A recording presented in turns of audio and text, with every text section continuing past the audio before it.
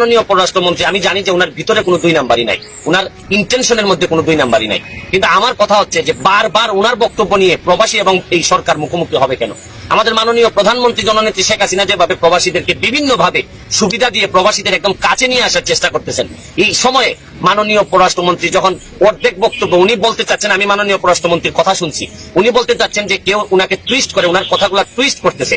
আপনি যখন প্রবাসীদেরকে বলছেন যে নবাবজাদা, আপনি কিন্তু বলতে পারতেন যে কিছু সংখ্যক প্রবাসী নবাবজাদার মতো আচরণ করেন। আপনি কিন্তু দেখেন, আপনার ভাই যখন সাবেক অর্থমন্ত্রী মাল মুহিত সাহেব যখন কথা বলতেন, উনি বয়স্ক মানুষ ছিলেন, অনেক সময় এই আপনি রাবিশ টাবিশ বলছেন, এগুলো মানুষ